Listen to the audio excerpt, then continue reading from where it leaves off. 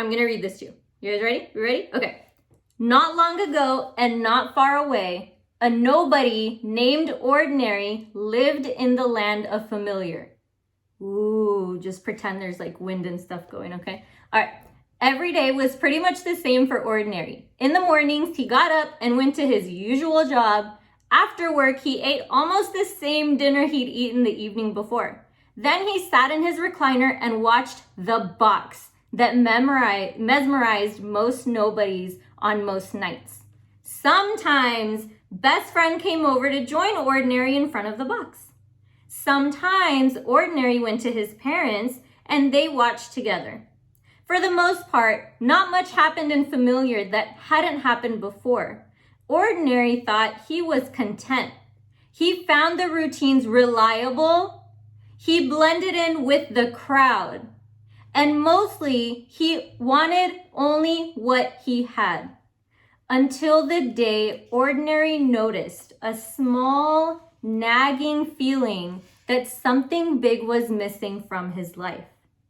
Or maybe the feeling was that he was missing from something big.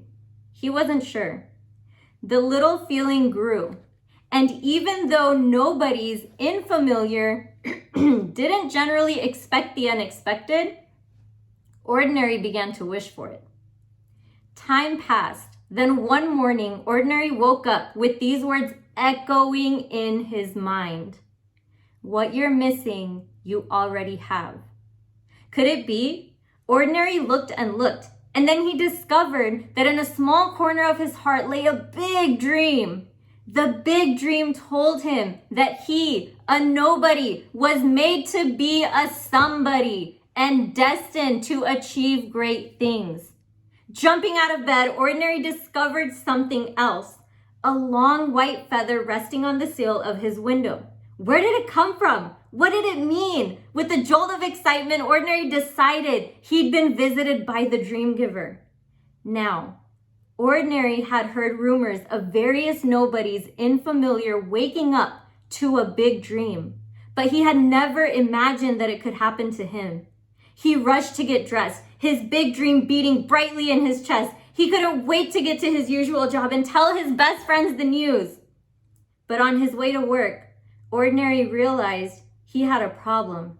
His big dream was too big for a nobody like Ordinary.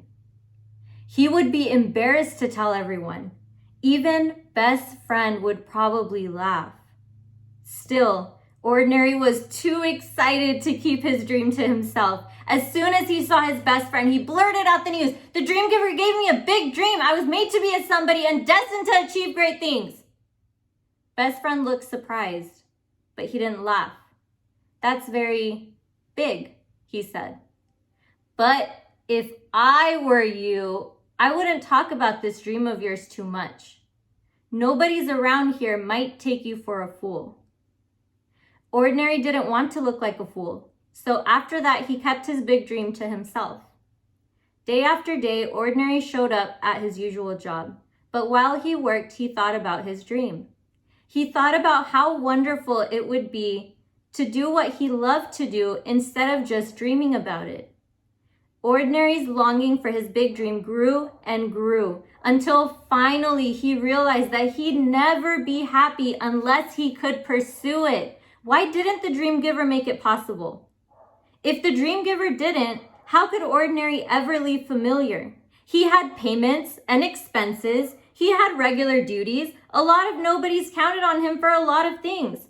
Ordinary felt completely stuck. Time passed, but nothing changed. He began to hate his usual job. This isn't what I was made to do, he said to himself. I just know it. After a while, he began to worry that maybe he hadn't received a big dream after all. Maybe he just made it all up, and he grew sadder and sadder by the day. One evening after work, Ordinary went to his parents to watch The Box, but their box was broken, so the house was very quiet. It was even more quiet because his mother was out shopping at Familiar Foods. In the quietness, Ordinary started to think about his dream again. He looked over at his father sitting in his recliner, staring at the single page of nobody's news. Maybe he could help. Father, said Ordinary, I'm growing sadder and sadder by the day. I don't like my usual job anymore. In fact, I think I hate it. Father looked up. That's terrible, he said. What happened? Before he could stop himself, Ordinary started talking about the dream giver and about his big dream. I was made to be a somebody and achieve great things, he said. And then he told his father the name of his dream. As he spoke, his voice trembled. He was not sure that Father would laugh or call him a fool, but his father didn't. I'm not surprised to hear you say these things, he said. You're not? Said Ordinary. No, his father said. You've had that dream ever since you were little, don't you remember? You used to build that same dream with sticks and mud in front of this very house. Then Ordinary did remember. He'd always had his dream. It was what he'd always wanted to do and what he'd always thought he'd be good at doing. His father's eyes filled with tears. Father, he said, I think I was born to do this. Ordinary and his father sat together quietly. His father seemed to be remembering something too. After a while, he asked, when you woke up to your big dream, son, did you happen to find a feather? Ordinary was shocked. How did you know? He asked. A long time ago, I woke up to a dream too, his father said, and it came with a long white feather. It was a wonderful dream. I kept the feather on my windowsill while I waited for a chance to pursue it.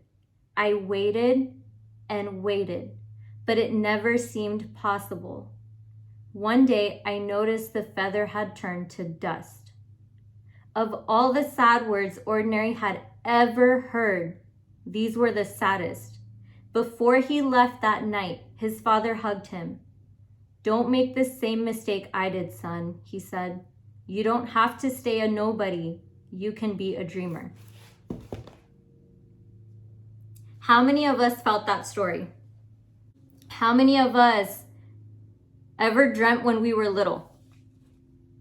Now, how many of us noticed that the bigger we got, the smaller our dream got?